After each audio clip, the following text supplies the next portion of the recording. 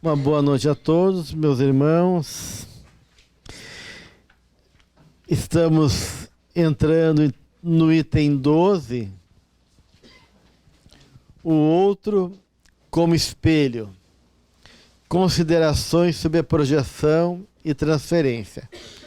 Para isso, estaremos estudando o capítulo 20, Jesus e os inimigos, do livro Jesus e Atualidade, o capítulo 12, Julgamentos, do livro Jesus, Evangelho à Luz da Psicologia Profunda, e o capítulo 2, o inconsciente coletivo e a gratidão, do livro Psicologia da Gratidão. Bem, esse é um tema que é fundamental, já que ele permeia toda a dinâmica das nossas relações. Ou seja, considerando que o nosso nível de consciência é ainda limitado e que muito das nossas emoções elas são inconscientes e que nossas reações a essas emoções, sentimentos inconscientes acabam então sendo de maneira arbitrária, automática, sem reflexão.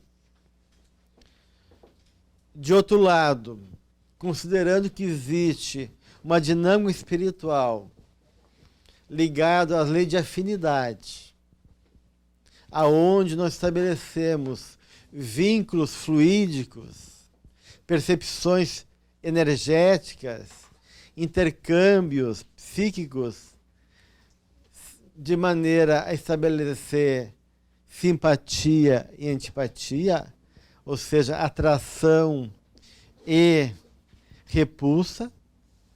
Se a gente juntar essas duas realidades, a nossa inconsciência e esse mundo emocional inconsciente com as suas reações, e essa dinâmica natural que envolve a nossa permuta energética, da qual a gente reage também por relações de afinidade e antipatia, então isso vai dar um quadro rico,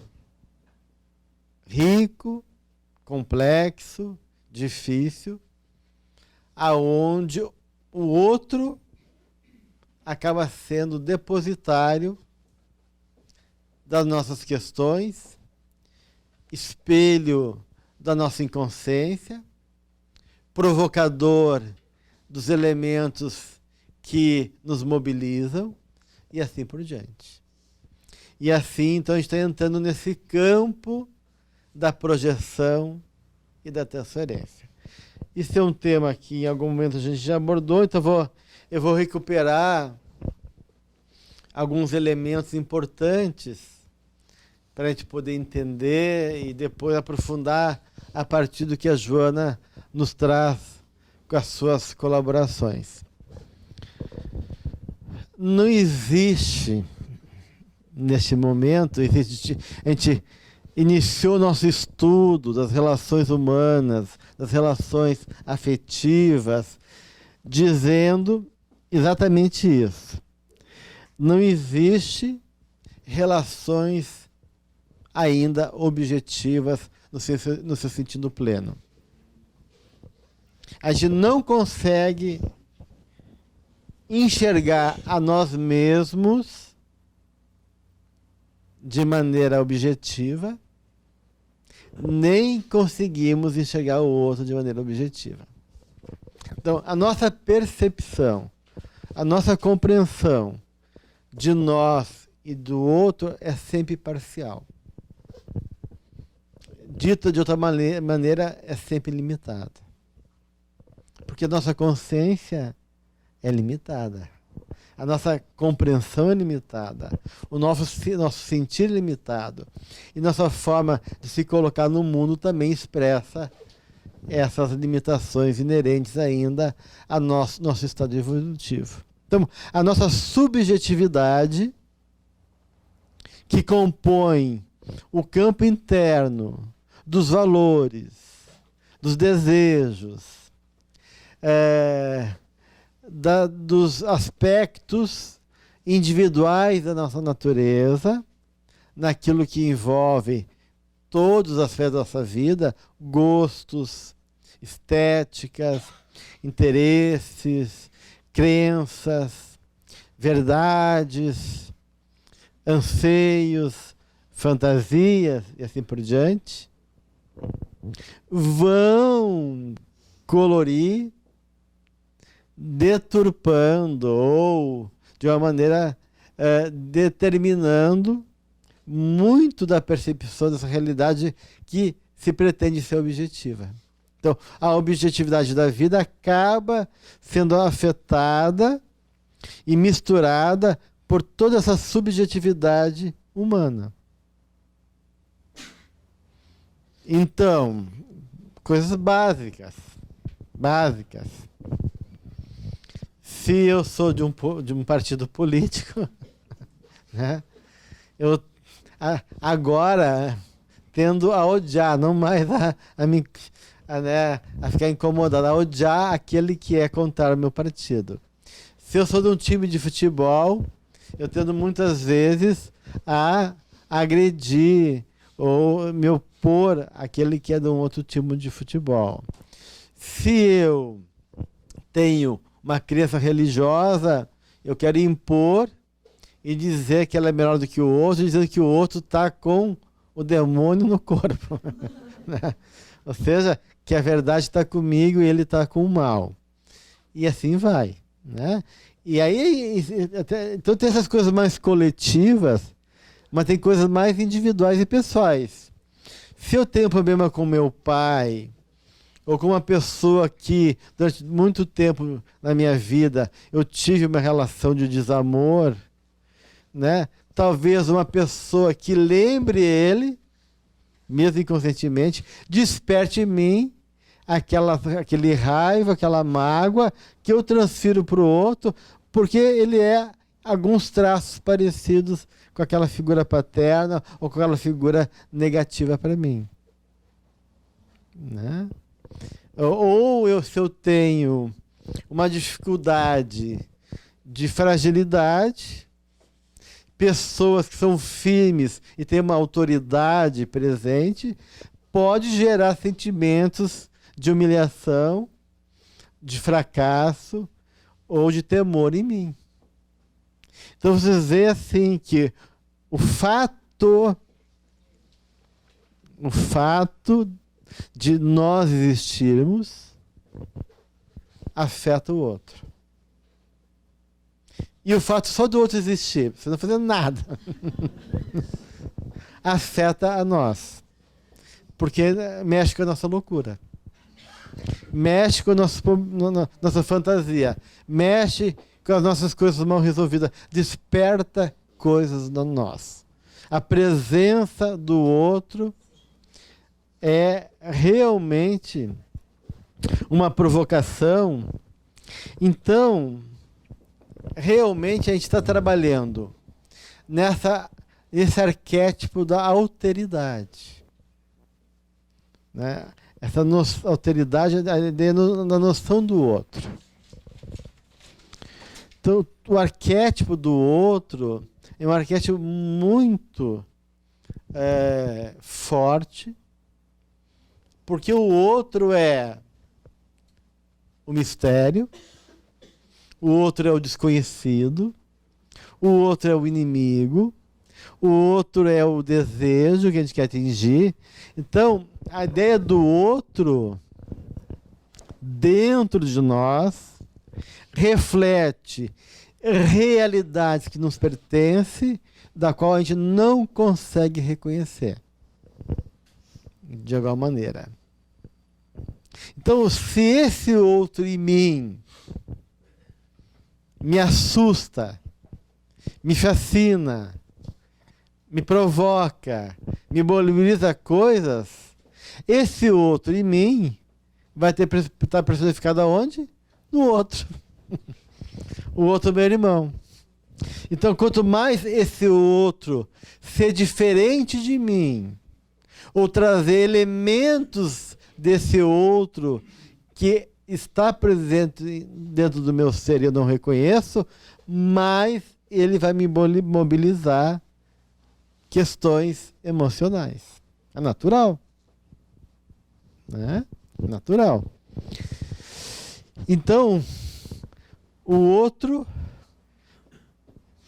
é, ao mesmo tempo, o nosso irmão, mas também, na relação de Caim e Abel, o outro também é o nosso inimigo.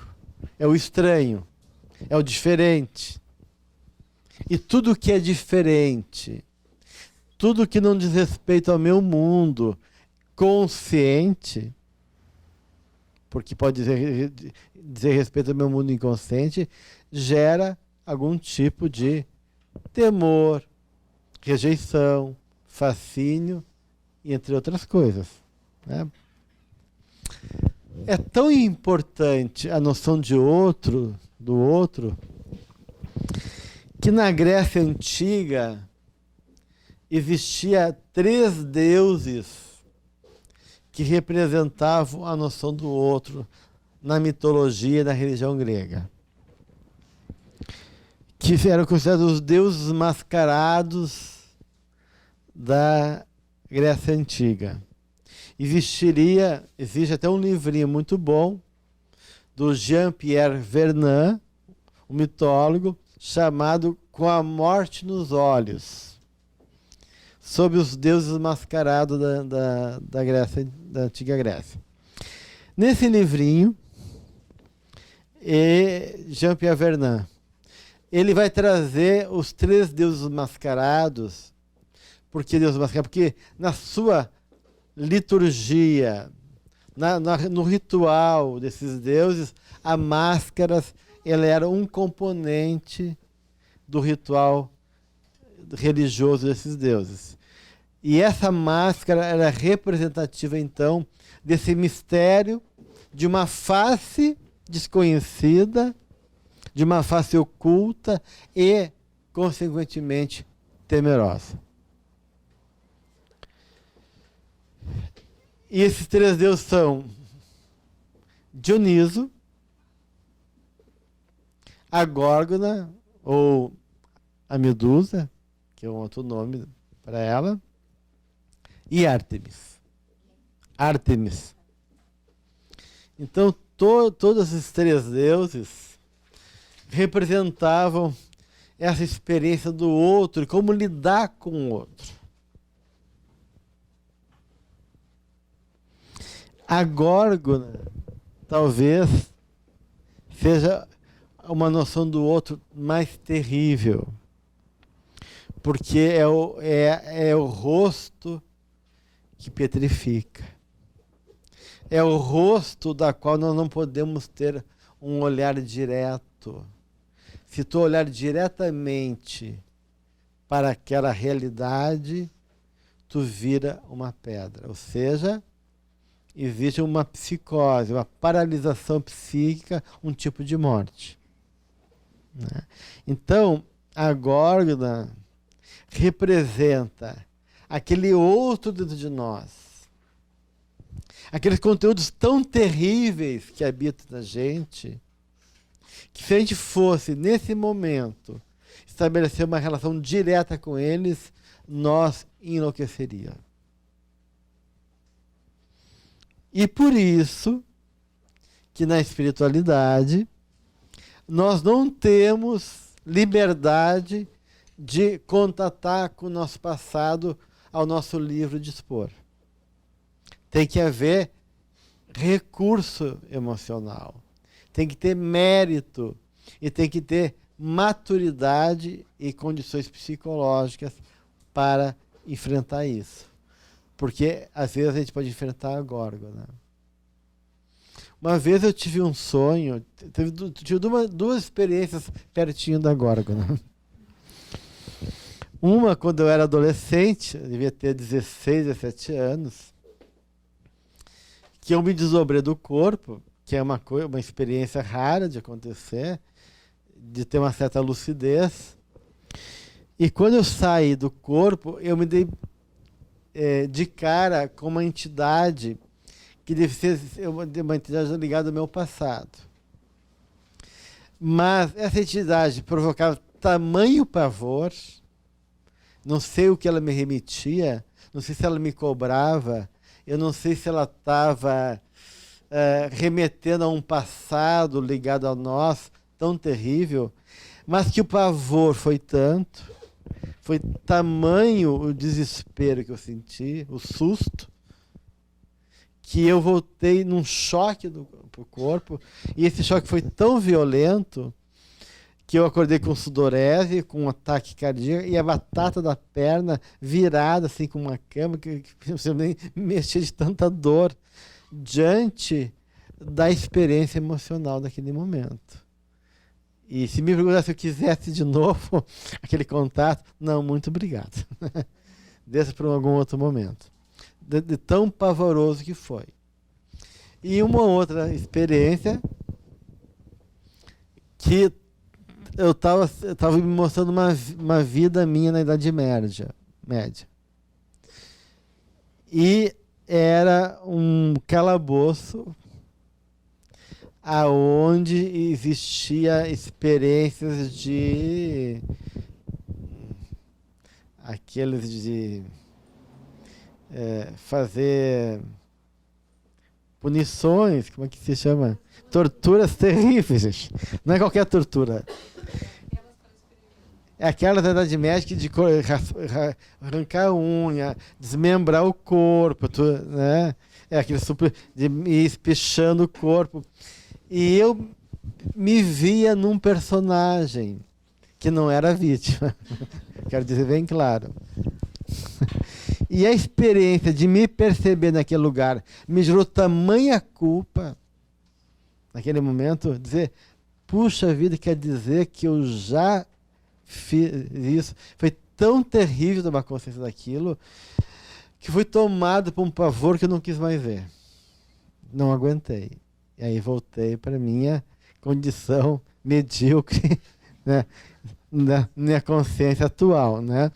Então, a gente suportar certos enfrentamentos de coisas que a gente já fez e já viveu é muito difícil. Então, a górgona representa aquele lado terrível que ainda habita nós todos, porque boa coisa ninguém foi, pior ou melhor, e da qual, se a gente tivesse uma relação direta, a gente não conseguiria lidar emocionalmente. Por isso que matar a górgona, lidar com a górgona, tem que ser por uma relação indireta.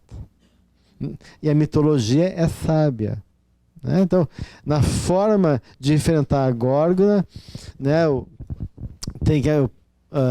Perseu tem que usar de vários artifícios, né, a sandália de Hermes, né, a Lada, ele tem que ter uma espada super afiada, e ele tem que ter o escudo de Atena para refletir a imagem e ter uma imagem refletida indireta. Então ele tem que, pela imagem, chegar e cortar ela de uma só vez. E decepar a cabeça dela, né? Então, certas experiências emocionais nossas são tão violentas que nós só podemos se relacionar indiretamente com elas. E por isso que o Pai é bondoso e misericordioso. Porque Ele nos protege de nós mesmos.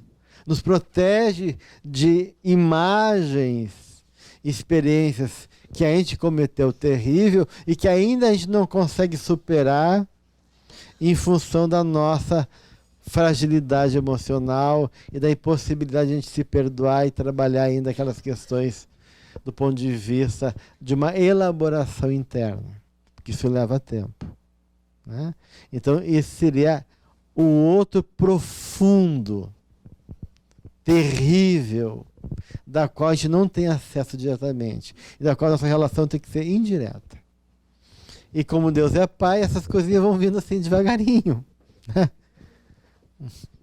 Uma lufada aqui, uma intuição ali, um elemento lá, que vai nos acostumando com aquele ser terrível que a gente foi, e que talvez não sejamos tanto mais, mas que é difícil ainda de poder conviver.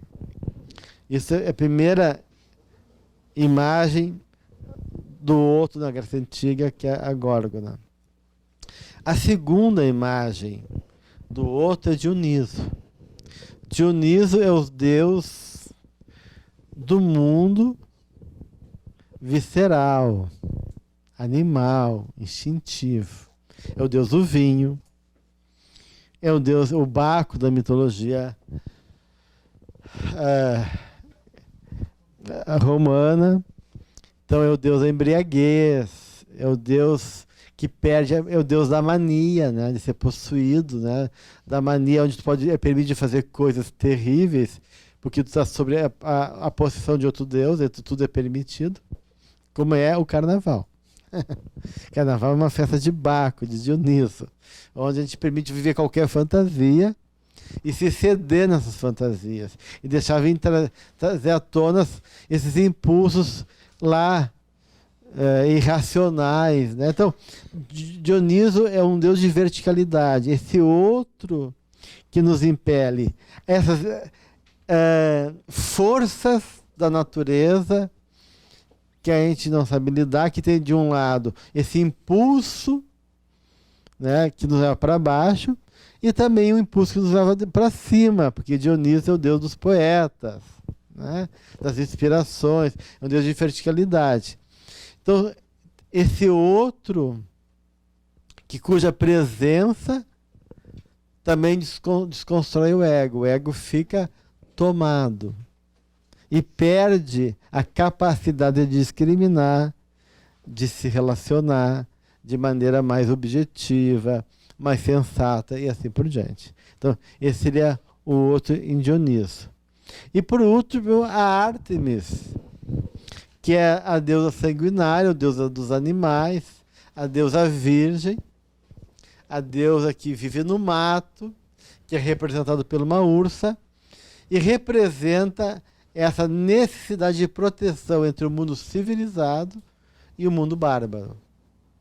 Então a arte representa esse outro bárbaro dentro de nós, que em algum momento sai, muitas vezes, hoje em dia muito facilmente, né? Porque não existem elementos protetores em relação à barbárie, e Ártemis era Deus que ajudava a ter essa proteção, para que o mundo não invadisse o outro.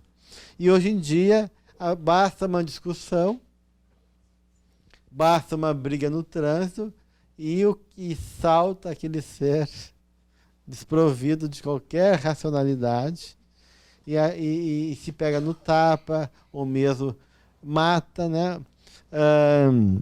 E às vezes de maneira gratuita. Essa semana eu recebi um WhatsApp de um amigo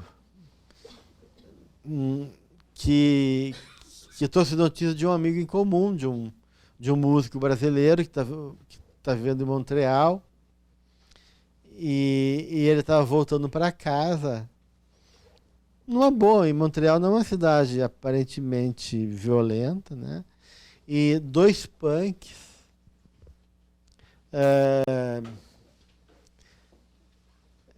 interceptaram a caminhada dele. Ele está chegando logo, eu acho que vai faltar 1-2 quadras para chegar em casa. Dois punks.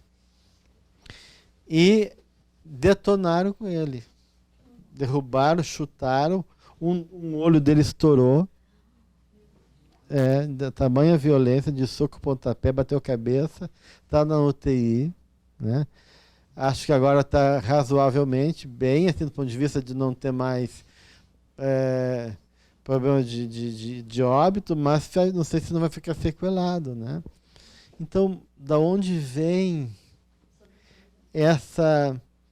Ele nem tem cara, assim, de qualquer um desses elementos que são projeções da sombra, né? Ele não tem cara de indiano, ele não tem cara de... Ele não tem cor parda, ele não é homossexual, ele não é... Né, nem, apesar de ser brasileiro, ele não tem muito estilo latino. Ele é um cara que parece um europeu até, na forma da... E, por algum motivo, esses caras olharam para ele e acharam por bem descarregar todo o ódio em cima dele, né?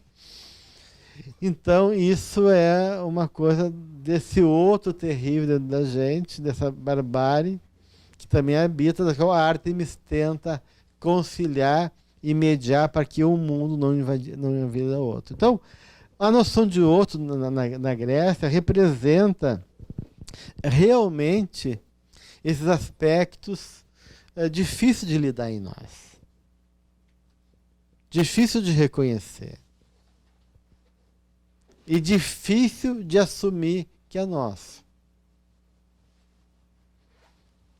Bem, então, deixando de lado esses aspectos mais terríveis do outro, toda a relação, seja com quem for, seja a mais próxima, familiar, irmão, marido, mulher, amizade, colega, vai ter algum tipo de projeção e transferência da nossa parte ou da outra parte para conosco.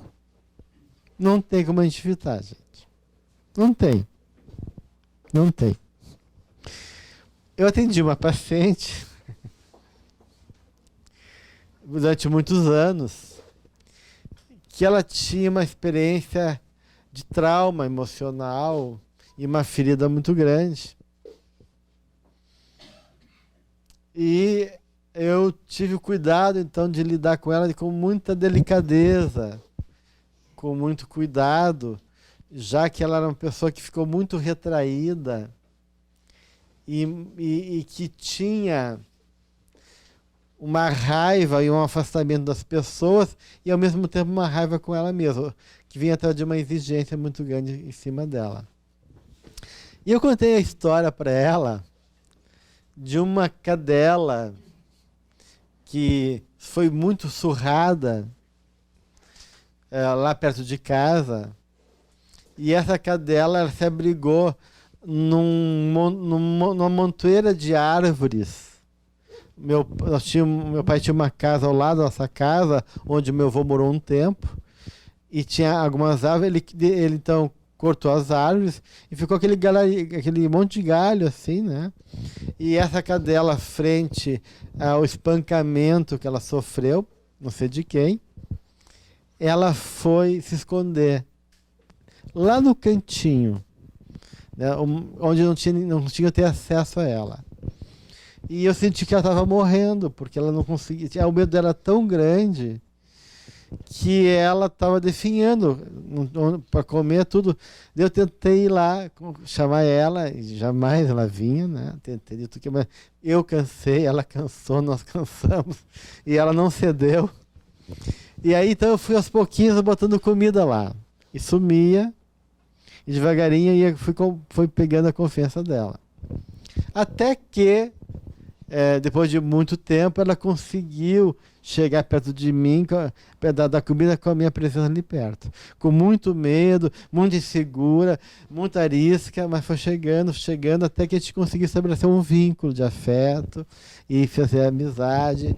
E aí ela depois foi adotada por um CTG, que tinha ali perto da minha casa, morava no interior, e ela ficou a mascote do CTG, depois eu cria, ou seja, depois ela foi para a vida.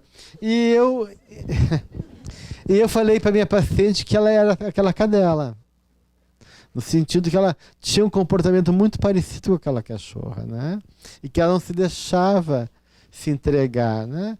E foi um processo longo de convencer ela que ela podia confiar no afeto. Tá tudo bem, ela fez anos de análise, foi embora de Porto Alegre, e aí passou alguns anos depois, por coincidência, eu estava na cidade dela, uma outra capital do Brasil, e eu não sei como ela descobriu, né? Alguma amiga, um conhecido, e ela me ligou: Gelson, tu tá aqui na minha cidade? Eu falei: tô aqui. Ah, tu vai ficar muito tempo? Uns 2, 3 dias. Então eu gostaria que tu viesse jantar na minha casa, né? É possível? Eu falei com a minha esposa, ela aceitou. Eu falei: não, podemos ir. Daí fui conhecer lá a casa dela, a família, o marido, né? Tá numa boa. passou-se tempo, né? Não tinha mais uma relação de profissional, de paciente-terapeuta, então era um outro momento. Eu estava feliz de vê-la, feliz dela ter feito a vida dela, feliz também de poder contar as novidades. Então, jantamos alegremente, felizmente, família legal, comida legal, papo legal, tudo legal. Daí, quando a família se retirou um pouquinho, minha esposa se retirou um pouquinho, depois da sobremesa, falou, Gelson, agora que a gente está sozinho, eu posso te perguntar uma coisa em relação à minha terapia? E eu falei, pode, claro, né? Por que que tu era tão cruel e exigente comigo? E eu fiquei pensando, ela está falando de mim? Eu, essa docilidade, essa coisinha, né? Querendo conquistar ela, e eu fiquei muito espantado com a imagem que ela tinha de mim, porque eu tentei ser totalmente diferente, porque eu já sabia o examinador dela, e na minha tentativa de acolher ela, eu tentei ser o menos interpretativo, o menos exigente, nenhuma terapia à moda Miguelão, né? Analista de Bagé, confrontativo, nada. Eu era uma mãe derretida com uma teta enorme, né? Com um colo caloroso, tentando dizer para ela, venha que tem afeto aqui para ti. E ela me disse que eu era uma cruel, exigente, terrível com ela, que eu não dava chance nenhuma para ela, que eu sempre estava no pé dela. Eu fiquei até com medo do que ela botou a comida. Né? E aí eu fiquei preocupado, falei, meu Deus, como são as coisas. A minha imagem que eu tinha de mim e da nossa relação era completamente diferente. Daí eu me espantei. Eu perguntei, mas quando? Acho que eu fiquei indignado. Tu não viu nada, então. Se tu quer ver o meu lado, né, cobrador, né? Eu falei, mas quando que eu te cobrei? Mas da onde isso, mulher, né? Tipo assim, né? E ela, não, porque tu, sabe? Tu não me deixava nem respirar. Tu era uma exigência, eu tinha... E falei, meu Deus. E falei, daí eu fiquei, tá... Então, é impressionante isso, né? Como a gente vive coisas na relação com o outro que, claro, será que tinha um lado meu exigente, um relho na minha mão que impunha coisas para ela? Não, como ela era muito exigente com ela, talvez por ela me idealizar, ela achava que eu esperava muito dela, eu calculei isso. Ela deve ter feito uma fantasia que eu esperava muito dela, porque ela me idealizava. Então, nessa idealização, ela transformou isso como se fosse uma exigência minha de querer ver ela bem e que ela tinha que se transformar em 24 horas, senão ela ia perder o lugar dela na terapia. E foi a única conclusão que eu cheguei, porque eu não tinha nada na relação que eu pudesse explicar isso.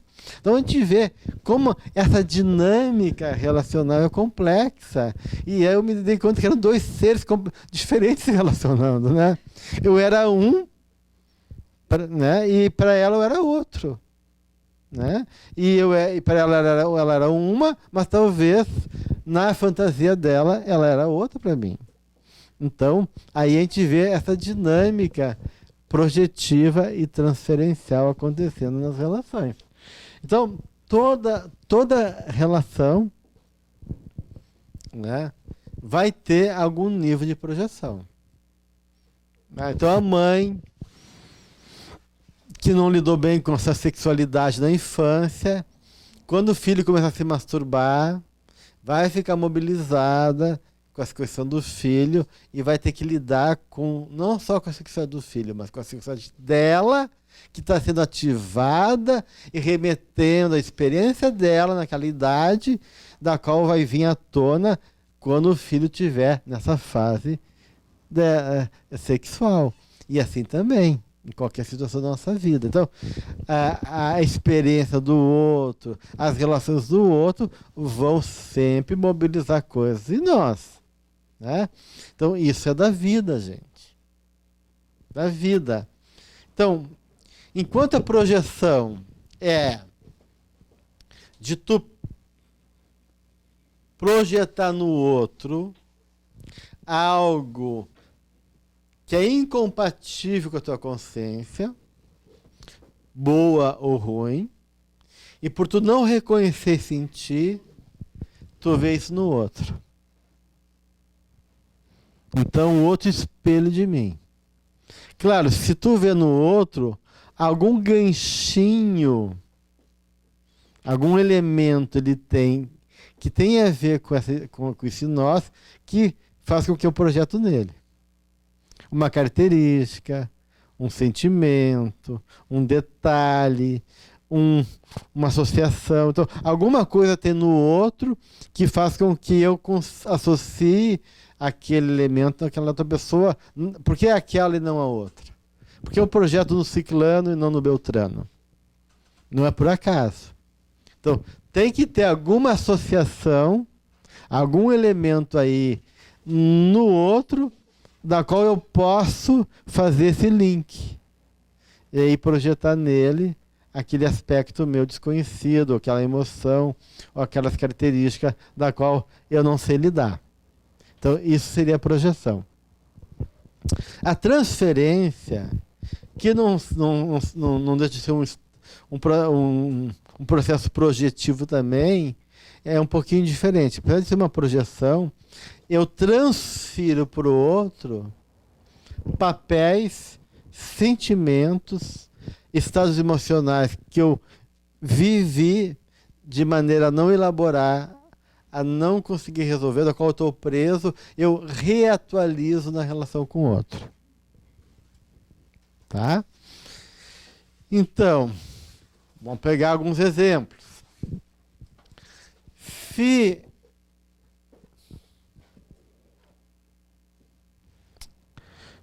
eu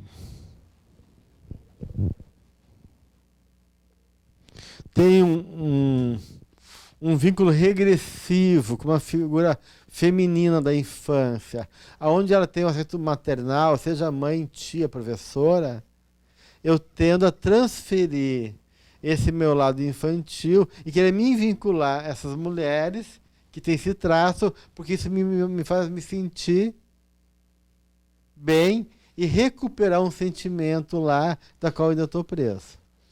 Ou eu tenho uma figura castradora do meu pai, e toda vez que eu enfrento uma figura de autoridade, eu viro aquela criança que me sente castrada porque eu transfiro para aquela autoridade o meu pai castrador, que eu não sei lidar. Né? Então, a gente vai fazer também essa coisa de transferência, de deslocar esses elementos do qual eu estou preso, para reatualizar ele aqui, no aqui e agora. Porque a vida é bela. Porque a vida, ela nos convida à regeneração. A vida nos convida à chance de mudança, né? De poder se redimir. Então, o fato de projetar e transferir é uma forma de retomar esse passado, de retomar essa crise, de retomar esse nó, esse conflito e poder retrabalhar, redimensionar, ressignificar para superar. Mas, ao mesmo tempo, ele pode ser extremamente neurótico. E em vez de ser uma oportunidade de transformação, tu fica neuroticamente preso, infernizando a tua vida e do outro, porque tu tá preso naquela história lá. E aí tu fica que nem cachorro atrás do próprio rabo, forçando e repetindo padrões a qual tu tá preso. Sem perceber que isso não tem nada a ver com o outro. Porque a emoção vem, te toma, e aí tu monta o circo, coloca o outro na personagem que tu precisa, e aí dele, se ele não cumprir aquele papel. Então, de uma maneira, as relações acabam muitas vezes, né, em vez de ser relações que se reatualizam no sentido de uma mudança, acaba ficando preso num círculo neurótico. Né? Então, tem pessoas, por exemplo, nas relações afetivas, amorosas, sexuais, que tendem a repetir padrão. Né? Tem gente que só pega o homem cafajeste, abusivo. Né? Daí você larga daquela pessoa para que sente o cheiro, né? Atrai. Daí tá lá num lugar, ela olha, quando vê que nem uma chapeuzinho vermelho, vai lá e puf, te vai perto do lobo, e o lobo nhaque, né? Então, ela procura a pessoa certa, parece, para repetir padrão. Há uma força de atração aí entre a sombra e esses aspectos inconscientes com esses elementos que estão projetados então no outro, né? Então, aí a pessoa fica repetindo padrões sem conseguir sair deles, né? Então, isso é uma coisa que a gente vê que é muito comum nas relações humanas, né? Ou em processos mais complicados, tu transferir não só para o outro, mas para o mundo e proporcionar no mundo as coisas mal resolvidas de tua. Né? Então eu tenho raiva do mundo, eu tenho ódio do mundo, eu cobro de todos do mundo o que o mundo me fez quando eu era pequeno. Né? E aí eu tenho até muitas vezes processos que pode chegar a um nível bem patológico, né? De introjetar, porque eu posso introjetar essa raiva contra mim, quando fui abusado, quando fui ferido, maltratado, e eu me maltratar, eu repetir a história de abusado, abusador, buscando pessoas que me abusam, repetindo essa história, ou eu posso me tornar um abusador. Daí, né? Ou, em vez de introjetar essa raiva, e botar essa raiva contra o mundo, e querer, daí, machucar pessoas que me remetem àquelas figuras que me maltrataram. Então, isso, num nível mais grave, também pode acontecer, né? Mas, sem dúvida nenhuma, em maior ou menor grau, nós fizemos isso. E o outro faz isso com a gente. Não tem como ser diferente. Se tu existiu, tu já entrou na fantasia da outra pessoa. Para compor no mundo dela algum lugar, algum papel, alguma coisa. Mesmo que tu não queira. Me tire disso. Não tem nada a ver com essa história. Mas o outro acha que tem. E às vezes tu nem sonha que tu faz parte da história do outro. O outro te ama, te odeia, te leva para casa, né? Faz mil coisas contigo e tu tá lá, né? Achando que... Porque assim é a vida, né? Assim são essas relações, né? Então essas coisas acontecem a todo momento. E aí a grande questão é como trabalhar a nossa projeção e como, de alguma maneira, lidar com a projeção do outro, ou a transferência do outro, né? Porque faz parte do nosso grande exercício. Se o mundo da matéria é uma expressão coagulada da mente de todos nós, e o mundo é um grande espelho que revela a nossa consciência e a dimensão espiritual que a gente se encontra, o outro também acaba sendo esse espelho desse outro e nós, da qual a gente tem que se confrontar. Então, a projeção, na psicologia em geral, psicologia freudiana, é considerada como uma projeção. Eu não suporto ver isso em mim, então eu vejo no outro, eu ponho isso no outro. Na psicologia junguiana a gente vê um pouquinho diferente. É uma defesa, mas mais do que uma defesa, é uma sabedoria da vida. Como a gente não pode fugir de nós mesmos, e a vida quer que a gente se torne consciente, se eu não suporto enfrentar isso em mim ainda, na sua sabedoria a vida vai me trazer essas imagens através do outro para que eu possa um dia chegar, puxa, quem é esse cara terrível? Quem é esse cara nojento? Quem é essa coisa que me persegue? Daí quando eu vejo, sou eu. É eu. E essas coisas todas sou eu.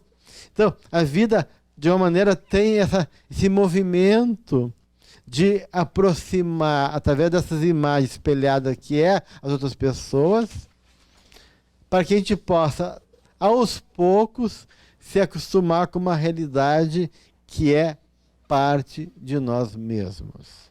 Né? Porque, como diz o velho Jung, ninguém pode fugir de si mesmo. Então, de uma maneira, nós somos sempre convidados a nos confrontarmos com essas facetas desconhecidas da nossa natureza, que a gente geralmente chama de sombra. Então a gente vê como é maravilhoso o jogo da vida, né? Como Deus, ele é um grande articulador, né? E no movimento da vida as coisas se atraem, se relacionam, e esse espelhamento acontece de um de outro, como uma forma da gente gerar cada vez mais lucidez, autoconhecimento.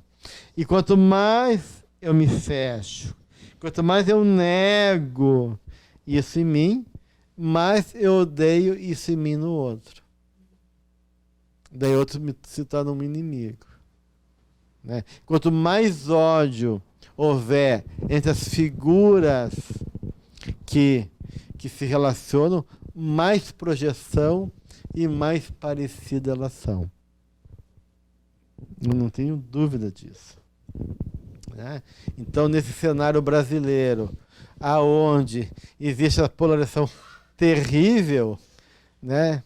Eu não tenho dúvida que o elemento A representa o elemento B, numa certa medida.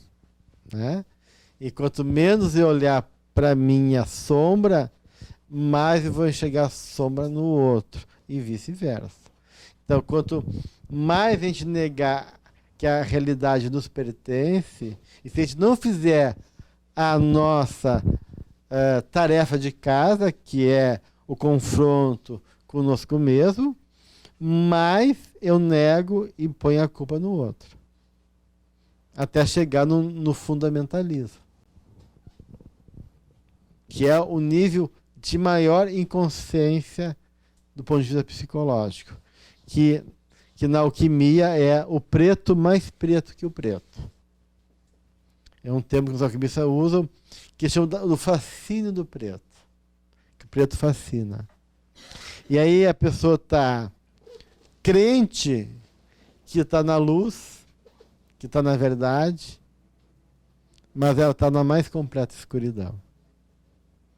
Né? Então, isso que é o discurso fundamentalista, né? De achar que tem toda a verdade, e na verdade, quanto mais fundamentalista é o discurso, mais na inconsciência e escuridão a pessoa se encontra. Então, esse discurso de ódio, esses discursos que é muito polarizados, são discursos de muita inconsciência. Porque não existe um lugar onde tem a sombra. A sombra está em todos os lugares. Não existe um salvador e um vilão. Né? Todos nós temos parte de vilão e de salvador. E se alguém em algum aspecto tem aspectos positivos, em outros pode ter aspecto negativo, e vice-versa. Então a gente tem que ter sempre do ponto de vista da psicologia junguiana, espírita, é uma psicologia perspectivista, de olhar sempre o todo, a totalidade, e nunca só um lado da moeda. Porque a dinâmica acontece de uma maneira relacional e complementar. Né? Então, quando o Jung foi visitar os Estados Unidos e visitou e entrou em contato com a cultura dos estados americanos do Sul, lá, né, que eram os estados mais racistas, né? Ele dizia, puxa, o sulista americano, ele odeia o negro, ele reprimiu o negro, mas ele canta que nem um negro, ginga que nem um negro e fala que nem um negro. Então Jung estava mostrando, quanto mais tu negar e ver o outro, de maneira, mais tu é tomado pela força do outro que te fascina. E aí a gente vê a cultura sulista, a tradição negra, no blues, no jazz e na culinária, a cultura negra entrou bastante, que era a cultura mais... Então a gente vê a dinâmica interessante que se dá nesse jogo psicológico das relações onde as projeções e as negações em relação ao outro são muito acirradas, são muito polarizadas, né? Tudo que fica muito polarizado se encontra no seu extremo, né? Os extremos se tocam, a gente não pode esquecer isso. No Jesus Evangelho, Sim. Psicologia Profunda, ela fala primeiro ali das projeções, né? Aí ela fala do inconsciente coletivo. Então, todos no primeiro momento estão nesse inconsciente coletivo. Aí, pela minha experiência também de vida, ela fala que também que depois de um certo grau de maturidade da consciência, tu vai ver as tuas projeções, né? Tu vai estudar aquilo que tu está fazendo. E eu acho que vai chegar no terceiro ponto, que tu vai ver quando faz a projeção em ti, em alguns momentos, né? A minha pergunta é, de acordo com a psicologia de Jesus ensina, para a gente fugir disso também e não fazer o contrário, né, que seria o próprio julgamento contrário, seria aquela medida de dar outra face, de retribuir o mal com o bem, ou como é que a gente age na prática com isso? Tá. Então são duas coisas que tu está trazendo aí diferentes, que tu está juntando, que seria bom a gente analisar em partes, né? Então a primeira questão está trazendo a projeção em si do inconsciente coletivo, né? O que ela vai dizer, né? O item que nos interessa, que é o inconsciente coletivo e a gratidão, onde ela fala dessas sombras, né? Então, a Von Franz, ela tem uma fala interessante, que ela diz assim: quando a gente é pequeno, a gente é muito subjugado pelos nossos pais, pelo bem e pelo mal, né? Então a gente acaba se deparando com temperamentos, com padrões, com jeito, com exigências que às vezes não tem a ver com a nossa natureza, mas a gente acaba se constrangendo nesse comportamento porque está inserido numa família. Então quando tu chega na adolescência, tu se rebela, tu quer ser você, porque a adolescência é esse exercício do arquétipo do herói, onde tu vai poder exercitar, matar o dragão, se aventurar no mundo, explorar e descobrir realmente quem tu é. E aí tem essa fase de se opor ao pai e à mãe, né? E contrapor a alteridade deles, de achar o que vem deles é um saco, de desmerecer, Deus o livre, eles ficarem perto de ti, te levar no colégio, tem que deixar uma quadra antes, porque é uma vergonha estar com o pai e a mãe na cidade. Aquelas coisas todas que os adolescentes fazem, como se o pai fosse uma doença, né? Mas é porque estão tentando fazer um exercício de autoexperimentação, né? E tem aquela rebeldia, aquelas coisas todas, aquela impulsividade própria do adolescente. Daí, quando a gente sai da adolescência e diz, puxa, agora eu não sou meu pai, não sou minha mãe, agora eu me reconheço como uma pessoa independente deles. E a gente acha que se tornou adulto e um indivíduo que pensa por si próprio. E a Von Franz diz que daí vem a coisa pior. A pior que é sair da identificação com o inconsciente, com a consciência coletiva e o inconsciente coletivo. Então, a desidentificação dos pais é uma etapa do processo de superação e libertação para a nossa identidade, mas muitas vezes a gente busca daí, nesse inconsciente coletivo ou na consciência coletiva, o padrão para se independizar do pai. Então a gente acha que está sendo nós, mas a gente está copiando modelos coletivos para poder se opor aos pais, achando que a gente está sendo nós mesmos, na verdade está entrando numa armadilha. E é isso que ela vai começar a dizer em relação daí ao mundo coletivo, né? E ela começa a falar das sombras que está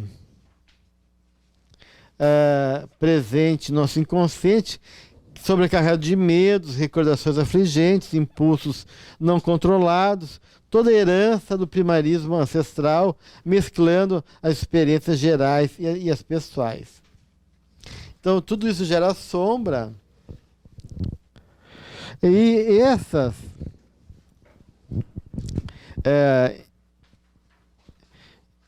sombras estão ali, latentes no nosso inconsciente coletivo, e por uma série de fatores, movimentos sociais, processos culturais e assim por diante, né? E eles acabam sendo ativados, constelados, como a gente diz, né? Gerando daí padrões, modas, exigências de comportamento e muitas vezes até rupturas de calamidades sociais que acabam indo para uma direção bastante negativa. Daí então eu falo dos vícios de fumar, de beber, que se torna no nosso inconsciente como uma coisa cool, legal, já está lá, como se fosse uma coisa natural, mesmo que eu não pense sobre isso, isso é internalizado e é estimulado de maneira subliminar. E assim vai vendo assim, uma série de estímulos, né, que vão sendo